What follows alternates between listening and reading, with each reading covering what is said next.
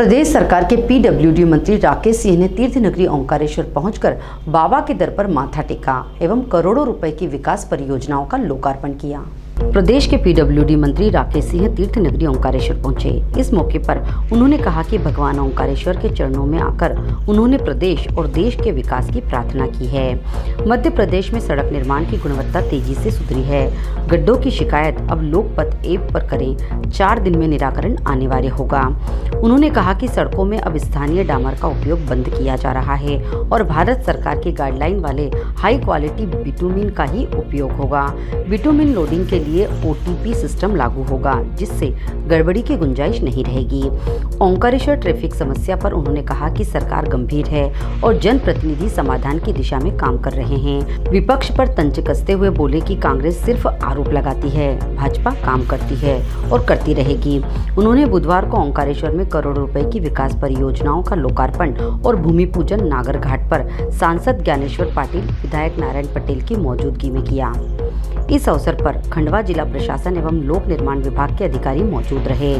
कार्यक्रम स्थल पर सभा को संबोधित करते हुए मंत्री राकेश सिंह ने कहा, सिंहस्थ 2028 को ध्यान में रखते हुए किए जा रहे इन कार्यों से ओंकारेश्वर में यातायात और पर्यटन दोनों को बड़ा लाभ मिलेगा। 1881.21 लाख रुपए की लागत से बनने वाले बर्फानी आश्रम से मंदिर मार्ग तक के नए पहुंच मार्ग और 3 छोटे पुलों के निर्माण कार्यों का भूमि पूजन किया। इन मार्गों के बन जाने से मंदिर तक पहुंचना और सुगम होगा। इसके साथ ही मंत्री राकेश सिंह ने 848.96 लाख रुपए की लागत से बनने वाले नए सर्किट हाउस निर्माण कार्य का भी शुभारंभ किया।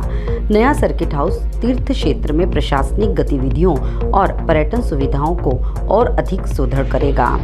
इन परियोजनाओं के लोकार्पण से ओंकारेश्वर क्षेत्र में बुनियादी ढांचे को बड़ा लाभ मिलने की उम्मीद है और सिंहस्थ 2028 के लिए बेहतर तैयारियां सुनिश्चित होंगी। सांसद ज्ञानेश्वर पाटिल ने कहा, प्रदेश की मोहन सरकार प्रधानमंत्री नरेंद्र मोदी के नेतृत्व में उल्लेखनीय कार्य कर रही है। श्री ओंकार जी के चरणों पर आने का एक ही मतलब होता है, सभी के लिए मंगल कामना, खुद के साथ साथ। और जब उनके चरणों में आए हैं तो पूजन अर्चन के उपरांत उनका आशीर्वाद भी प्राप्त किया और सभी के लिए मंगल कामना की भी प्रार्थना की। प्रदेश विकास के रास्ते पर आगे बढ़े, हम सभी इस देश को विकसित भारत बनाने में अपने अपने हिस्से का योगदान दें, ये भी मेरी प्रभु के चरणों में प्रार्थना है। आज जो सिंहस्थ के कार्यों का लोकार्पण करेंगे, क्या समय सीमा में सब पूर्ण हो पाएंगे? मध्य प्रदेश में भारतीय जनता पार्टी की सरकार डॉक्टर मोहन यादव जी के नेतृत्व में कार्यों की गुणवत्ता और समयबद्धता के लिए अपनी भूमिका का निर्वहन कर रही है और हम उम्मीद कर रहे हैं कि जिन कार्यों का आज भूमि पूजन करेंगे, निश्चित रूप से वे समय पर पूरे हों और अच्छी गुणवत्ता के साथ हों। वैसे भी मध्य प्रदेश में सड़कों के मामले में बहुत सकारात्मक परिवर्तन हुए हैं, बदलाव हुए हैं और जिसका कारण है कि आज लोगों का विश्वास गुणवत्ता के तरफ बढ़ रहा है। अब सड़कों पर अगर कहीं गड्ढे हैं तो उसके लिए कतई कहीं कंप्लेन करने की जरूरत नहीं है। लोकपथ ऐप डाउनलोड करिए, गड्ढे की फोटो खींच के उस पर डाल दीजिए।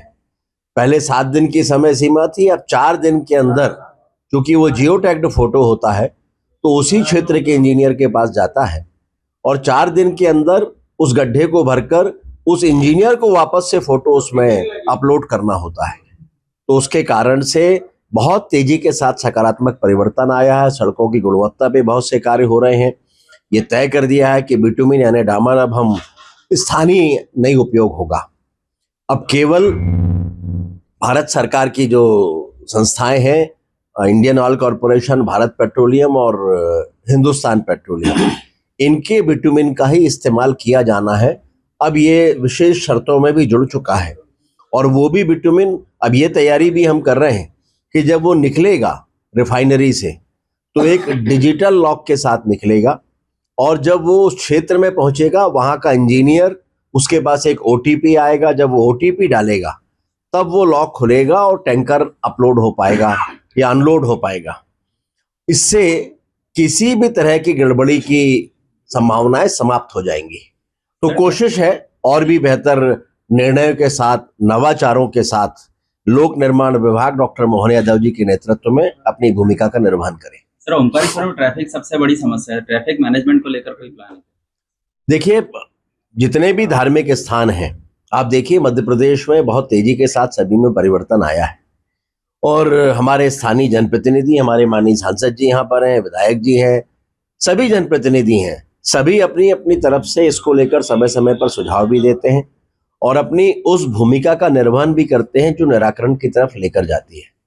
सरकार भी इसको लेकर गंभीर है और स्थानीय जन सहयोग से ऐसे कार्यों को कर रही है और करने का प्रयास कर रही है जिससे इन समस्याओं से मुक्ति मिल सके। अंतिम प्रश्न, केंद्र और राज्य सरकार किसानों के लिए जन कल्याणकारी योजनाएं दे रही है, कांग्रेस हमेशा तंज कसती है। देखिए, कांग्रेस का काम है विरोध करना, तंज कसना।